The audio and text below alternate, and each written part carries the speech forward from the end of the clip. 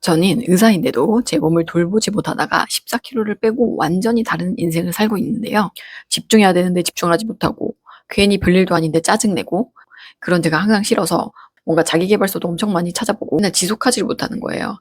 그럴 때마다 자책만 하면서 지냈었거든요. 근데 제가 살을 빼면서 먹는 걸 바꿨잖아요. 먹는 걸 바꿔보니까 고정된 나라는 게 없다는 걸 알게 된 거예요. 왜냐면 먹는 것에 따라서 제가 바뀌더라고요.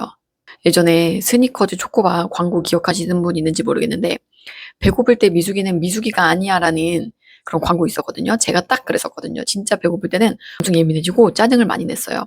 그 말은 배고플 때 저와 배부를 때 제가 일단 다르다는 거잖아요. 사실 지금은 배고파도 그렇게 사람이 변할 정도로 짜증을 내진 않는데요. 그때 당시에는 제 몸이 좋지 않았기 때문에 밥을 안 먹으면 몸에 있는 지방을 꺼내다 쓰면 되는데 지방을 꺼내 쓰지 못하는 상태였기 때문에 밥을 먹지 않으면 에너지가 없어서 뇌가 무기력해지고 짜증을 냈던 거더라고요. 그러니까 힘들 때 당 떨어진다고 하잖아요. 그 느낌이 짜증이었던 겁니다. 그 말은 집중력이 떨어지는 것도 자꾸 짜증이 나는 것도 내가 이상해서가 아니라 내 몸에 에너지가 부족하기 때문이라는 거겠죠.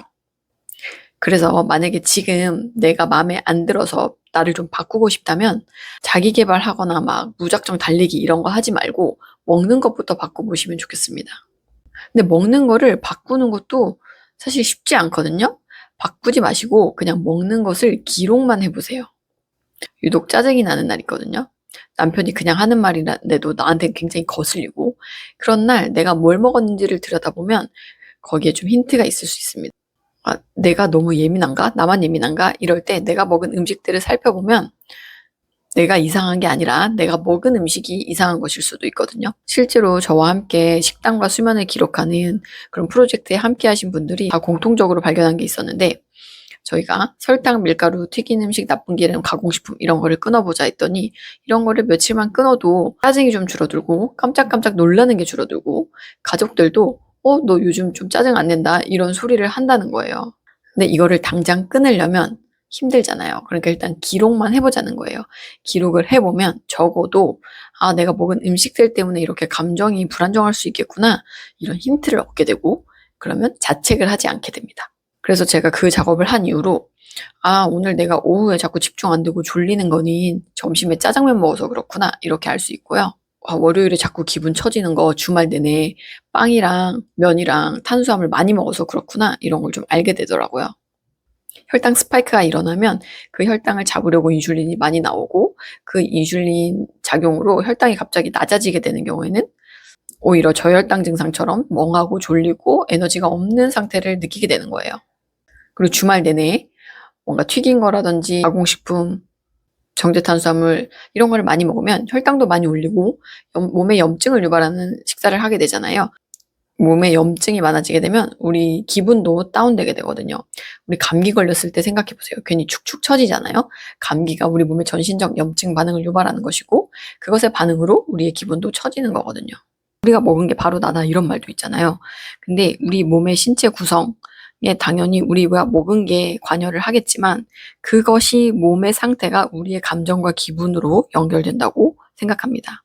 당연한 말이겠죠? 근데 의사인 저도 이 당연한 말을 잘 몰랐어요. 내가 기분이 안 좋거나 모습이 내 마음에 들지 않을 때 먹을 걸 바꾸려고 해보지 않고 운동을 해보려고 한다거나 만나는 사람을 바꾸거나 여행을 간다거나 안 하던 취미 생활을 해보긴 하거든요. 그런데 먹는 것이 이렇게 중요하다는 거를 미처 몰랐던 거죠.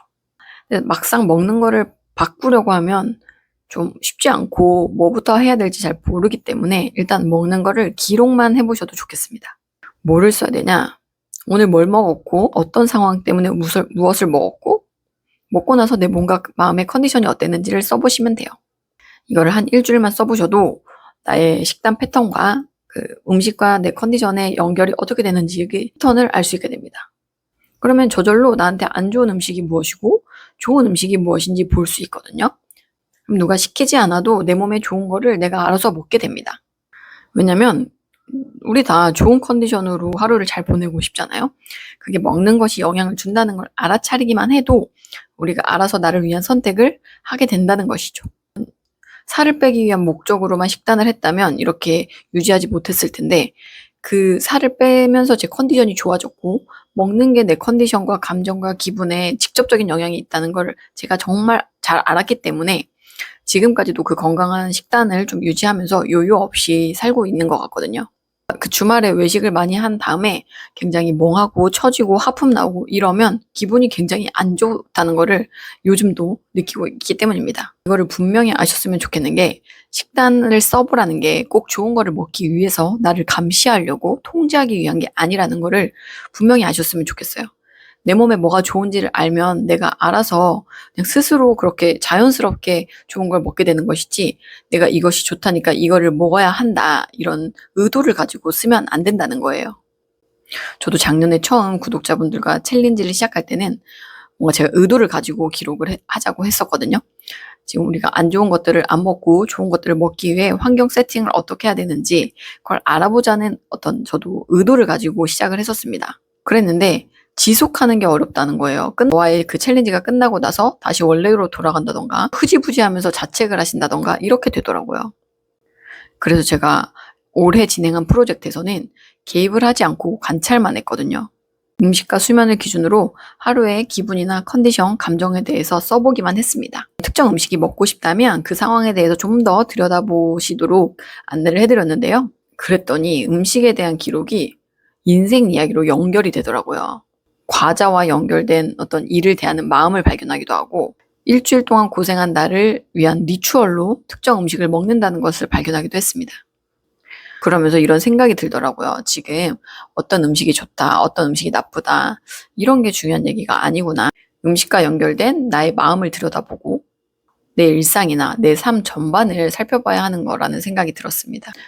어쩌면 진짜 바꿔야 하는 건 음식이 아니라 내 일상과 경험, 내가 사건을 해석하는 프레임, 나의 스토리텔링 이런 것들이었던 것이죠.